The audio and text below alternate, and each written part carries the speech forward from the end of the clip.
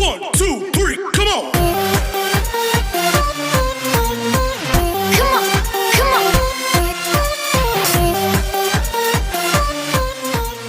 विद्यार्थी मित्रों नमस्कार, मैं अजीत कुमार कुंवर एक्सीलेंट क्लासेस में आपका हार्दिक स्वागत करता हूं।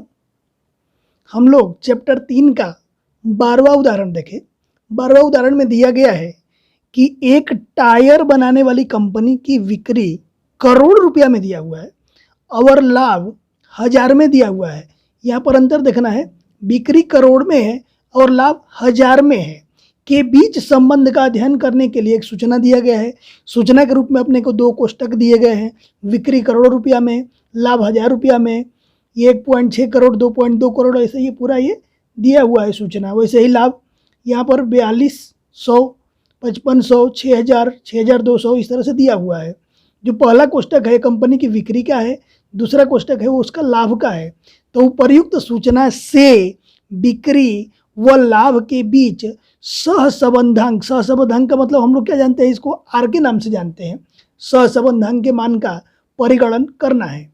ठीक है, तो हम क्या करेंगे, सबसे पहले ये बिक्री के लिए एक कोष्टक बना देंगे एक्स का और लाभ के लिए दूसरा कोष्टक बना देंगे वाई का। ठीक है, 2 कोष्टक अपने को बनाना रहेगा। जो प्रश्न में सूचना दी गई थी उसके अनुसार एक्स की कीमत पूरा और वाई की कीमत पूरा हमने यहाँ पर लिख दिया। ठीक है, कार्ल पियर्सन की रीति से सॉल्व करने के लिए अपने को सबसे पहले एक्स बार और वाई बार की जरूरत पड़ती है। तो वहाँ से अपने ये डिसीजन लेते हैं कि कौन से सूत्र से इसको सॉल्व करना है। तो हमने क्या किया, एक्स बार की कीमत ज्ञात करने के लिए एक्स बार बराबर फॉर्मूला होता है sigma x upon N, sigma x यानी एक्स का टोटल। ठीक है, तो एक्स का टोटल हमने पहले से करके यहाँ पर रखा हुआ है। तो सिग्मा एक्स का टोटल कितना, सिग्मा एक्स कितना आया हुआ है, 18 आया हुआ है और बटे में 9, 18 में 9 का भाग देंगे कितना आ जाएगा, 2। और वाई बार इक्वल टू क्या फॉर्मूला होता है, सिग्मा वाई अपन एन। तो सिग्मा वाई यानी वाई का टोटल कितना दिया गया है, 50,500। तो यहाँ पर 50,500 है और बटे में 9 भाग दे दिए तो 5,611.11 आया हुआ है। ठीक है, अब देखिए यहाँ पर x का मान तो पूर्णांक है परंतु y बार का मान अपूर्णांक है, दशमलव में आया हुआ है। 5,611.11 दिया हुआ है। जब ये x बार अथवा y बार अथवा दोनों में से कोई एक अपूर्णांक हो और चल के मूल्य बड़े बड़े दिए गए हो, देखो यहाँ y के मूल्य बड़े बड़े दिए गए हो, तो अपने क्या करते हैं, यूबी वाला सूत्र लगाते हैं। यूबी वाला सूत्र ज्ञात करने के लिए u का मान निकाले। पहले u का मान आप लोग जानते हो कि u बराबर फॉर्मूला होता है कि x माइनस ए अपन सी एक्स। ए की वैल्यू कहाँ से लेते हैं, तो ए की वैल्यू x बार के आसपास की संख्या रखते हैं। x बार कितना आया हुआ है, 2। ये तो पूरी संख्या ही है, तो हम यह a की जगह पर 2 रख लेते हैं।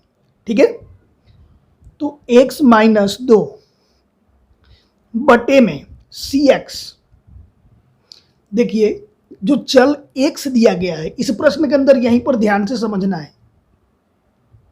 जो चल x के मूल्य दिए गए हैं सब में दशमलव के बाद 1 अंक दिया हुआ है और जिस प्रश्नों में दशमलव के बाद 1 अंक दिया गया हो उसमें आपको cx का मूल्य क्या करना है, 0.1 रख लेना है।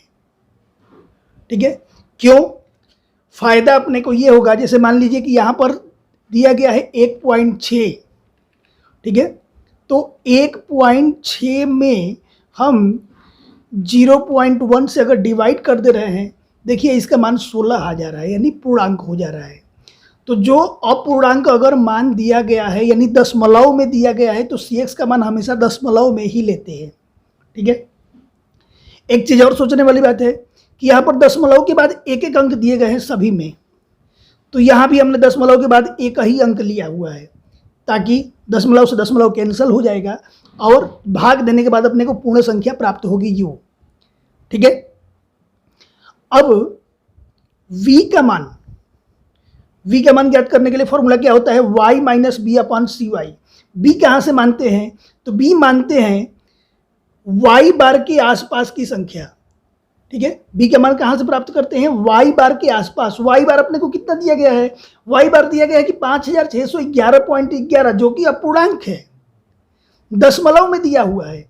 जब ये दशमलव में दिया हुआ है तो अपने को क्या करनी है, कोई भी पूर्णांक संख्या मान लेनी है इसके आसपास की, और ऐसी संख्या मानना है जिसको आसानी से हम y के मूल्य में से घटा सके। तो देखिए यहाँ पर 5500 मान लेंगे, 5500 सब में से घटा सकते हैं, 5000 भी मान सकते हैं, सब में से आसानी से घट जाएगा, 6000 भी मान सकते हैं, वो भी आसानी से घट जाएगा। ठीक है, फिर से ध्यान से समझिए, y बार का मूल्य कितना दिया गया है, 5611.11। तो इसके आसपास की कोई भी पूर्ण संख्या या तो 5500 मान सकते हैं, या 5000 मान सकते हैं, या 6000 मान सकते हैं। तो हमने यहाँ पर 5000 मान रहे हैं। ठीक है, मैं यहाँ पर 5000 ले रहा हूँ b के जगह पर, तो ये हो जाएगा कि y माइनस b के जगह पर कितना हो जाएगा, 5000 बटे में cy का मूल्य यानी किस संख्या से सब में भाग दिया जा सकता है। यहाँ पे बटे में है cy, इसका मतलब कि किस संख्या से सब में भाग दिया जा सकता है। देखिए यहाँ सब में पीछे 2 0 दिया हुआ है, यानी 100 से आसानी से भाग लग जाएगा सब में। ठीक है, तो यहाँ पर हमने बटे में 100 कर दिया। अगर किसी भी संख्या से भाग न लगे तो उसके लिए क्या मानते हैं, 1 मानते हैं। इसके पिछले वाले उदाहरण में हम लोगों ने देखा हुआ है। ठीक है, तब यहाँ पर u इक्वल टू क्या लिखेंगे, x माइनस 2/0.1। u बराबर हो जाएगा कि x माइनस 2/0.1। v की वैल्यू कितनी हो जाएगी, तो y माइनस कितना हो जाएगा, ये 5000 बटे में ये कितना हो जाएगा, 100। ठीक है, अब u का मान निकाला जाए। u का मान ज्ञात करने के लिए अपने को 2 स्टेप याद रखने हैं। x में से पहले 2 को घटाएंगे, पहला स्टेप हो गया। ठीक है, पहला स्टेप क्या हो गया कि x में से 2 को घटाना। ठीक है, और दूसरा स्टेप 0.1 से भाग देना। ठीक है, ध्यान से समझना। पहला काम क्या करना है, इसमें से 2 को घटाना है, x का जो भी मान दिया गया है उसमें से 2 को घटाना है। जब 2 को माइनस कर लेंगे उसके बाद क्या कर देना है, 0.1 से डिवाइड कर देना है, यानी भाग दे देना है। देखिए आपके सामने मैं कर रहा हूँ। पहला काम क्या है, 2 को घटाना। यहाँ पर 1.6 है, 1.6 में से हमने 2 को घटा दिया। जब 2 को घटा दिया तो कितना आया, -0.4 आया। अब उसको डिवाइड कितना से करना था, डिवाइड करना था 0.1 से, तो इसको डिवाइड कर दिए 0.1 इक्वल टू कितना आया, -4। ये आपके सामने है, तो यहाँ पर हमने लिख दिया -4। दूसरा भी मूल्य ज्ञात करने के लिए ठीक इसी तरह पहला काम क्या करेंगे, 2 घटाएंगे। यहाँ पर क्या है, 2.2 है, 2.2 में से अगर 2 घटा देंगे, ठीक है, 2.2 में 2 घटा देंगे, कितना आ गया, 0.2। अब उसमें 0.1 का भाग देना है, 0.1 से भाग दे दिए, कितना आ गया, 2। फिर से एक और देख ले, 1.9 दिया गया है, तो 1.9 में से अपने क्या करना है, पहले 2 को घटाना है, 1.9 माइनस 2, जितना आएगा 0.1 से भाग दे देना है, डिवाइड बाई 0.1 इक्वल टू -1 आया। ठीक है, 3 तो अपने करके देख लिए। एक और बता देते हैं, x में से क्या करना है, 2 को घटाना है। यहाँ पर 2.2 है, इसमें से 2 को घटा देंगे तो 2.2 माइनस 2 अपने जानते हैं कितना आएगा, 0। और 0 में किसी संख्या का भाग देते हैं तो 0 ही रहता है। 4 तो मैंने करके देख लिया, अब डायरेक्ट करते रहूँगा, एक एक करके चेक कर लेना। ठीक है, यहाँ पर 2.3 है तो इसका आ जाएगा 3, ये आ जाएगा -3, ये आ जाएगा 4, ये हो जाएगा -2 के बाद ये हो जाएगा 1। अब ऐसे ही y का मान, यहाँ v का मान ज्ञात करने के लिए v का मान ज्ञात कैसे करते हैं, y में से कितना घटाना है, 5000। y में से कितना घटाएंगे, 5000। पहला काम 5000 को घटाना, दूसरा काम 100 से भाग देना, इसमें से 5000 को घटाना। यहाँ पर कितना है, 4200। 4200 में से 5000 घटा देंगे तो कितना हो जाएगा, -800। -800 में फिर दूसरा काम करेंगे 100 का भाग। देखिए पहला काम क्या करना है, पहला काम करना है कि 5000 अपने को घटाना है, दूसरा काम क्या करना है, डिवाइड करना है 100 से। बस 2 चीज़ याद रखना है। ठीक है, 4200 है यहाँ पे, तो यहाँ पर हम लिखेंगे 4200 में से 5000 को घटाना है, जितना आएगा उसमें डिवाइड कर देना है कितने से, 100 से। कितना आया, -8। यहाँ पर लिख देंगे -8। यहाँ भी 5500 है, इसमें से पहले हम क्या करेंगे, 5000 घटा देंगे तो कितना आ जाएगा, 500 आ जाएगा। उसमें से 100 का भाग दे देंगे, कितना हो जाएगा, 5। यहाँ पर कितना है, 6000 है, इसको भी कैलकुलेट करके बता दे रहा हूँ, कितना है, 6000 माइनस कितना घटाना है, 5000। 1000 आ गया, डिवाइड कितना से करना है, 100 से, कितना आ गया 10। ठीक है, ये पूरे लाइन में अपने को यही काम करना है। क्या करना है, y का मूल्य यहाँ से लेना है, उसमें से 5000 घटाना है, जितना आएगा उसमें कितना से भाग देना है, 100 से भाग दे देना है, सबका मान आ जाएगा। अब ऐसे ही करेंगे तो यहाँ y का मान कितना है, यहाँ पे 10 आया हुआ है, 10 के बाद यहाँ पर 6200 है तो इसका आ जाएगा 12, 6100 है तो ये हो जाएगा 11, यहाँ पर 4900 है तो कितना हो जाएगा -1, ये है 5900, 5000 घटा देंगे 900, 100 का भाग देंगे तो कितना हो जाएगा 9, 5000 है, 5000 में से 5000 जाएगा 0 और यहाँ पर आ जाएगा 17। ठीक है, अब ये कोष्टक किसका है, यूवी का, यूवी का कोष्टक, ये यू का कोष्टक है, ये वी का कोष्टक है, दोनों का गुणा करना है, माइनस माइनस का गुणा प्लस, 4 8 कितना हो जाएगा 32, 2 पंचे 10, प्लस माइनस का गुणा माइनस, 10 में 1 का गुणा कितना हो जाएगा 10, 0 में 12 का गुणा कितना हो जाएगा 0, 3 में 11 का गुणा कितना हो जाएगा 33, माइनस माइनस का गुणा प्लस, 3 है कम 3, 4 9 कितना हो जाएगा 36, 2 में 0 का गुणा हो जाएगा 0, 17 में 1 का गुणा हो जाएगा 17। अब यहाँ पर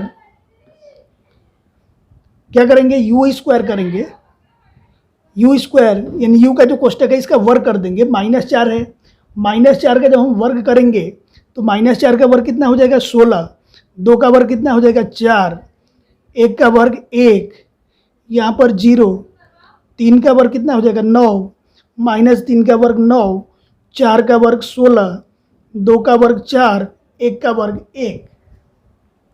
वी स्क्वायर यानी वी वाले कोष्टक का वर्ग करेंगे, -8 का वर्ग कितना हो जाएगा 64, 5 का वर्ग कितना हो जाएगा 25, 10 का वर्ग कितना हो जाएगा 100, 12 का वर्ग 144, 11 का वर्ग कितना होता है 121, 1 का वर्ग 1, 9 का वर्ग 81, इसके बाद 0 का वर्ग 0, 17 का वर्ग होता है 289 यानी 289। अब अपने को सबका टोटल करना है, सबका टोटल करेंगे तो यहाँ पर u है, जो u का टोटल आएगा वो क्या कहलाएगा, सिग्मा u कहलाएगा। v के टोटल को हम क्या कहेंगे, सिग्मा v, uv के टोटल को सिग्मा uv, इसको हम क्या कहेंगे, सिग्मा u स्क्वायर, और इसको कहेंगे सिग्मा v स्क्वायर। ठीक है, सबका मूल्य ज्ञात किया जाए यानी टोटल निकाला जाए। जब टोटल निकालेंगे सिग्मा u का टोटल करेंगे तो सिग्मा u का टोटल आ जाएगा, कैसे से करना है, इसका आएगा 0, सिग्मा v का टोटल करेंगे तो कितना आ जाएगा 55, uv का टोटल करेंगे तो uv का टोटल हो जाएगा 118।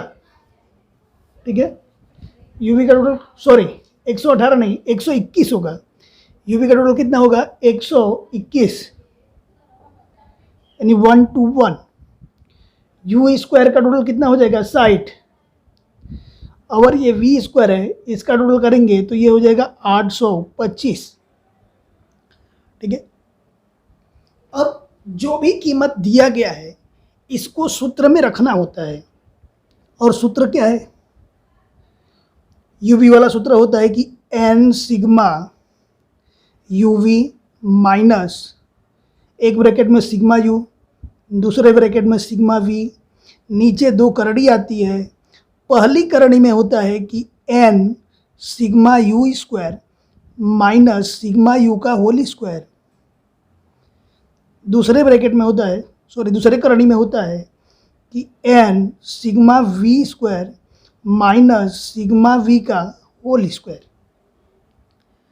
अब जो जो मूल्य दिया गया है अपने को क्या करना है, यहाँ से देख देख करके सूत्र में रख देना है और उसके बाद कैलकुलेशन करना है। ठीक है, तो यहाँ r बराबर n, तो n के जगह पर टोटल गिनेंगे तो टोटल संख्या 1 2 3 4 5 6 7 8 9, टोटल संख्या है 9। uv का टोटल देखिए यहाँ uv है, सिग्मा uv बराबर कितना है 121 माइनस पहले ब्रैकेट में क्या है सिग्मा u बराबर कितना दिया गया है, देखिए तो सिग्मा u बराबर दिया गया है यहाँ पर 0 दिया हुआ है, दूसरे ब्रैकेट में सिग्मा वी, ठीक है, सिग्मा वी बराबर कितना दिया गया है 55। इसके बाद पहली करड़ी में यहाँ एन के जगह पर कितना गिने थे 9, ठीक है। यू स्क्वायर का सिग्मा यानी सिग्मा यू स्क्वायर यहाँ पर देखिए कितना आया हुआ है 60 आया हुआ है। सिग्मा यू स्क्वायर बराबर कितना दिया गया है यहाँ पर 60 माइनस सिग्मा यू का होल स्क्वायर, सिग्मा यू का मान कितना है 0 का स्क्वायर। दूसरी करड़ी यहाँ पर दिया गया है एन के जगह पर है 9, वी स्क्वायर का सिग्मा यानी सिग्मा वी स्क्वायर कितना है 825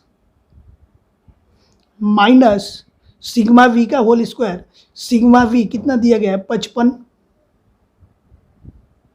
का होल स्क्वायर। ये बराबर 9 में 121 का गुणा करना है। यहाँ पे यह 9 है, ब्रैकेट में 121 है।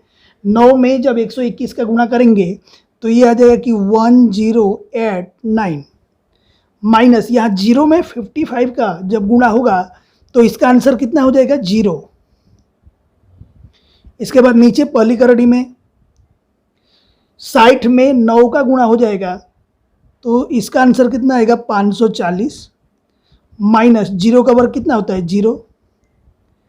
फिर यहाँ पर 825 में 9 का गुणा करेंगे तो जब 825 में 9 का गुणा करेंगे तो इसका आंसर आएगा कि 7425 माइनस यहाँ पर क्या है 55 और इसका स्क्वायर, 55 का जब स्क्वायर कर देंगे तो कितना हो जाएगा 3025। अब यह स्टेप आगे करते हैं 1089, यहाँ पर है 1089। यहाँ पहली करणी में 540 में से 0 जाएगा तो कितना हो जाएगा उतना ही रह जाएगा 540। दूसरी करणी में 7425 में से 3025 जब घटा देंगे तो ये हो जाएगा 4400 यानी 4400। ये ऊपर हो जाएगा 1089 अपान दोनों करड़ी में है तो क्या करेंगे जब दोनों संख्या करड़ी में हो तो बीच में गुणा का निशान हो तो दोनों संख्याओं को गुणा करते हैं, एक ही करड़ी लगा देते हैं। तो 540 में 4400 का जब हम गुणा करेंगे तो ये हो जाएगा कि 2376 000। अब यहाँ पर ये क्या है करड़ी में है, जब ये करड़ी में है ऊपर क्या दिया गया है 1089 अपान, अब इसका वर्गमूल निकाल देंगे, वर्गमूल निकाल के और दशमलव के 4 अंकों तक लिखेंगे तो 1541 ये हो जाएगा 1541.4279 इसका आंसर हो जाएगा। अब 1089 में इतना से अगर डिवाइड करेंगे कैलसी से जब भाग देंगे तो ये हो जाएगा कि 0.7064। अब अपने को ये ध्यान रखना है कि आर का मान हमेशा दशमलव के 2 अंकों तक ही लिखना है। तो यहाँ देखिए तीसरा अंक अगर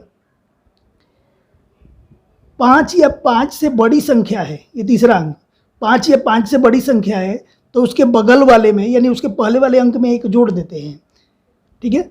अगर 5 से छोटी संख्या मिलेगी तो बगल में 1 नहीं जोड़ेंगे, ठीक है, उसको ऐसे ही कैंसिल कर देंगे। तो ये हो जाएगा 0.7, यहाँ 1 जोड़ देंगे तो कितना हो जाएगा 1। यही अपना आंसर हो जाएगा। सहसंबंध अंकार का मान कितना आया 0.71। ये प्लस में आया हुआ है। जब ये प्लस में आया हुआ है तो दोनों के बीच में कैसा सहसंबंध है, धन सहसंबंध है, ठीक है।